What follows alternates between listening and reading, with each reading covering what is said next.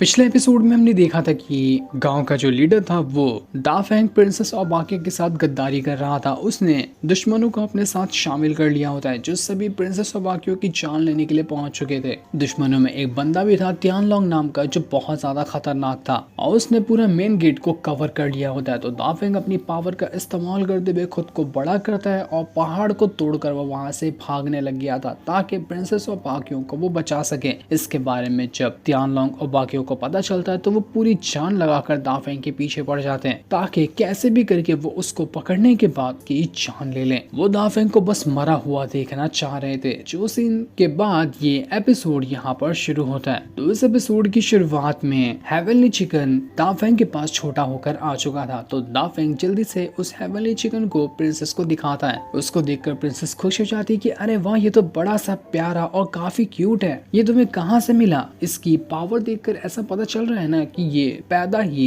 Natural Taoism के साथ हुआ है। ऐसा कहा जाता है कि जिसके पास भी इस तरह की पावर होती है वो जितना चाहे खुद को उतना स्ट्रॉन्ग बना सकता है, उतना ज्यादा बड़ा बना सकता है या फिर उतना ही ज्यादा छोटा बना सकता है। खुद को अलग अलग तरह से ट्रांसफॉर्म करने की पावर हो जाती है किसी के भी अंदर जिसके पास ताओइज्म की पावर हो। मानना पड़ेगा दा फेंग ये चिकन बड़ी कमाल की चीज है और इसको देखकर लगता है कि ये करीब 100 साल पुराना तो होगा ही। 100 साल से ये जिंदा है और इसने काफी हद तक की अपनी पावर को इंक्रीज भी किया है। वो उस चिकन से कह रही थी कि देखो, तुम्हें घबराने की जरूरत नहीं है, मैं हूं ना तुम्हारे साथ, तुम्हें कुछ नहीं होगा, मैं तुम्हें अच्छे से प्रोटेक्ट करूंगी। वो चिकन भी बड़ा खुश हो रहा था कि अरे वाह, लगता है कि अच्छे लोगों के हाथ में मैं पड़ गया, ये लोग कितने अच्छे मेरा ख्याल रखते हैं। लेकिन दा फेंग जूडी से कहता है कि जूडी जाओ जरा चूल्हे वगैरह का बंदोबस्त करो, जल्दी से चूल्हा चालू करो, मैं इस चिकन को पकाना चाहता हूँ। 100 साल पुराना है, दावे से कह सकता हूँ कि टेस्ट भी कमाल का करेगा, तो जल्दी से इसको पकाने की तैयारी शुरू कर दो। ये सुनकर बेचारा छोटा सा चिकन एकदम डर जाता है कि ये लोग तो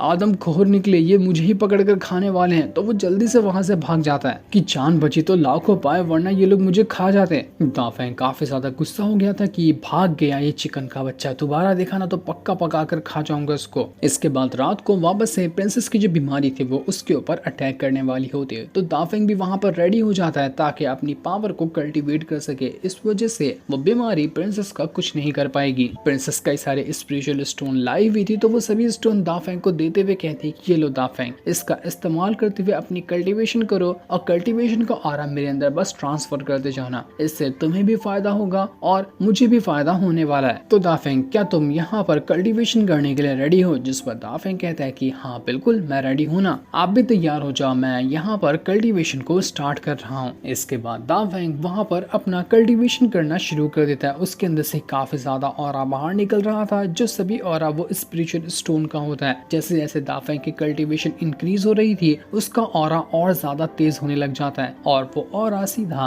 प्रिंसेस के अंदर जाते हुए उसके ऊपर जो बीमारी का आइस वाला अटैक था वो धीरे धीरे करते हुए कम होने लगता है। दा फेंग अपनी कल्टीवेशन की स्पीड को और ज्यादा फास्ट कर देता और वो पूरी ताकत से कल्टीवेशन कर रहा था ताकि और ज्यादा ऑरा वो प्रिंसेस के अंदर ट्रांसफर कर सके। उसके खुद के अंदर इतना ज्यादा ऑरा भरने लग गया था कि मानो वो थोड़ी देर अगर और प्रैक्टिस करे तो वो अपना ब्रेक थ्रू कर जाएगा। प्रिंसेस कह रही होती कि इस बार तो मुझे बहुत ही ज्यादा अच्छा लग रहा है, ऐसा लग रहा है कि ये मेरी बीमारी काफी हद तक के कम हो गई। शायद ऐसा इसलिए हो रहा होगा क्योंकि दा फेंग तुम भी अपना ब्रेक थ्रू करने वाले हो। अगर तुम ब्रेक थ्रू करोगे तो उसका जितना ज्यादा स्ट्रॉन्ग ऑरा होगा वो उतना ही ज्यादा मेरे ऊपर अच्छी तरह से असर करेगा। प्रिंसेस की जो बॉडी थी और उसके अंदर जहाँ पर वो बीमारी होती है वो बीमारी थोड़ा थोड़ा कम होते हुए वहां पर एक ऑरा का पिल जैसा शेप बनने लग गया था, क्योंकि दा फेंग का ऑरा जो प्रिंसेस के अंदर जा रहा था वो सारा ऑरा खुद को एक पिल के शेप में ट्रांसफॉर्म कर रहा था। अगर ये पूरी तरह से हो जाता है तो प्रिंसेस की बीमारी काफी हद तक के कम हो जाएगी। दा फेंग खुद भी कह रहा था कि ये जो 3 स्पिरिचुअल स्टोन मिले हैं वो बहुत अच्छे हैं। इससे पहले जब मैं एक से कल्टीवेट किया था तो वो भी काफी कमाल का था, लेकिन इस बार तो 3 मिल गए। उम्मीद करता हूँ कि मेरा ऑरा यहाँ पर प्रिंसेस को फायदा दे रहा होगा और उनकी बीमारी ठीक हो रही होगी।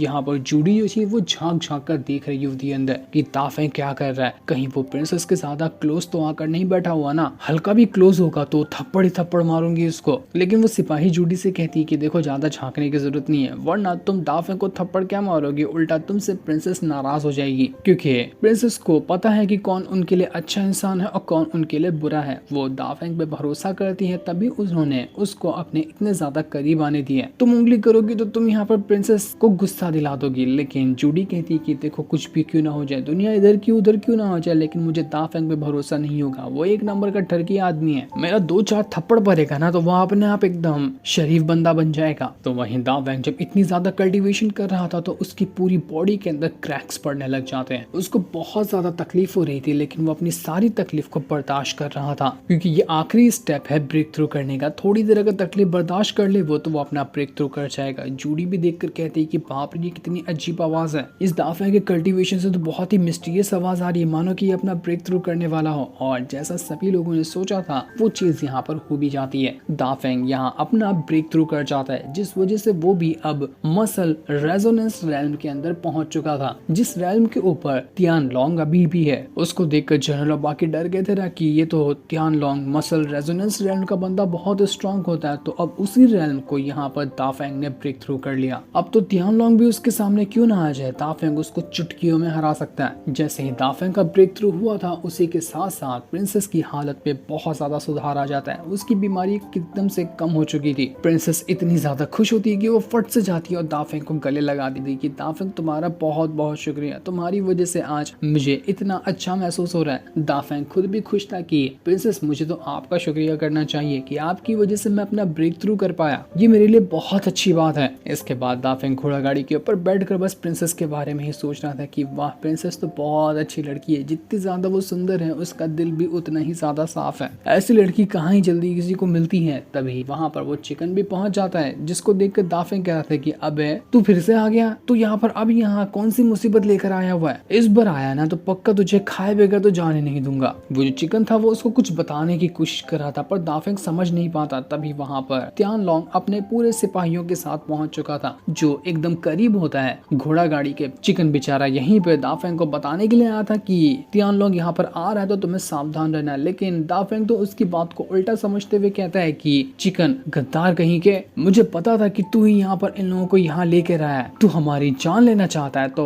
इन लोगों को तूने यहाँ पर बुला लिया। देखा मैं तेरी आंखों के सामने इन सभी का कैसे बैंड बजाता हूँ, तेरा प्लान कामयाब होने नहीं दूंगा। बेचारा चिकन परेशान हो गया था कि भलाई का तो जमाना ही नहीं रहा, मैं तो यहाँ पर इसकी भलाई करने आया था, ये तो मुझे ही डांट गया। तियान लॉन्ग जो था वो पूरी रफ्तार के साथ घोड़ा गाड़ी की तरफ ही बढ़ने लग जाता है। तो दाफेंग भी जल्दी से घोड़ा गाड़ी से उतरता है और तियान लॉन्ग से फाइट करने के लिए रेडी हो चुका था, ताकि वो प्रिंसेस का कुछ बिगाड़ ना सके। तियान लॉन्ग जैसे ही दाफेंग को पंच मारने वाला था, दाफेंग उल्टे हाथ का एक ही घसीट के क्या पंच मारता है कि तियान लॉन्ग उड़कर दूर फेंका चुका था। क्योंकि अब दोनों सेम लेवल पे पहुंच चुके थे, तो हमें भी पता है कि अगर जो भी बंदा दाफेंग के सेम लेवल पे हो तब भी दाफेंग के पास उससे कहीं गुना ज्यादा पावर होती है। तो इसी वजह से सेम लेवल पे होने के बावजूद भी तियान लॉन्ग दाफेंग के सामने कुछ कर ही नहीं पा रहा था। इस चीज से गुस्सा होकर तियान लॉन्ग वहां पर अपनी स्वॉर्ड को बाहर निकाल लेता है और स्वॉर्ड को और ज्यादा स्ट्रॉन्ग अटैक बनाते हुए सीधा दाफेंग की तरफ ही बढ़ चुका था। लेकिन वो अटैक दाफेंग के ऊपर कर पाता, दाफेंग एक ही उंगली से उसको उड़ाकर दूर फेंक देता है। दाफेंग पहले से कहीं गुना ज्यादा स्ट्रॉन्ग हो चुका था, काफी ज्यादा पावरफुल लग रहा होता है वो। तियान लॉन्ग एकदम हैरान कि आखिर इसको क्या हुआ, अभी कुछ देर पहले तो ये इतना स्ट्रॉन्ग नहीं था, ये अचानक में इतना स्ट्रॉन्ग कैसे बन गया। वो उसके ऊपर कई सारे अटैक करने की कोशिश करता है, लेकिन उसका एक भी अटैक दाफेंग को लग ही नहीं रहा था। दाफेंग हंसते हुए उसका मजाक उड़ाता है कि क्यों यहाँ पर मुझे गुदगुदी करने आया क्या, अबे अटैक कर, अटैक, गुदगुदी करने से क्या होगा, तेरे अटैक मुझे हंसी दिला रहे हैं। इसके बाद दाफेंग एक ही और पंच मारते हुए सीधा तियान लॉन्ग को उड़ाकर दूर फेंक देता है। जितने भी लोग वहां पर खड़े थे सभी की हवा निकल जाती कि भाई साहब ये दाफेंग को क्या हो गया, ये तो पागल हो गया है। दाफेंग को लग रहा था कि मैंने इनको मारा तो ये लोग अब दोबारा अटैक करने नहीं आएंगे, तो वो वहां से जाने लगता है। लेकिन तियान लॉन्ग इतनी जल्दी हार तो नहीं मानने वाला था, तो वो वापस से चुपके से अपना अटैक रेडी करता है और अचानक में ही एक बहुत ही खतरनाक वाला स्लैश अटैक सीधा दाफेंग की तरफ ही कर देता है, ताकि ये अटैक दाफेंग देख ही ना पाए और पीछे से ही उसकी जान चली जाए। लेकिन दाफेंग ठहरा होशियार और एकदम चौकन्ना, तो वो फट से अपने 3 हेवन पिलर को बाहर निकाल लेता है। उसके फॉर्मेशन के साथ साथ 3 हेवन पिलर बाहर आ चुके थे। उनमें से एक हेवन पिलर से वो सबसे पहले तो वो स्लैश अटैक को डिस्ट्रॉय करता है और साथ ही साथ उस तियान लॉन्ग को भी उड़ाकर दूर फेंक देता है। उसका अटैक भी गया था और वो खुद भी उड़कर दूर फेंका चुका था। दाफेंग कहता है कि तुम्हारी भैंस की टांग बहुत हो गया तुम्हारा, तुम लोग तो एकदम मक्खी की तरह भिनभिनाते हुए पीछे पड़ चुके हो, लगता है तुम लोगों को सबक सिखाना पड़ेगा। तो दाफेंग अपना हेवन पिलर लिए हुए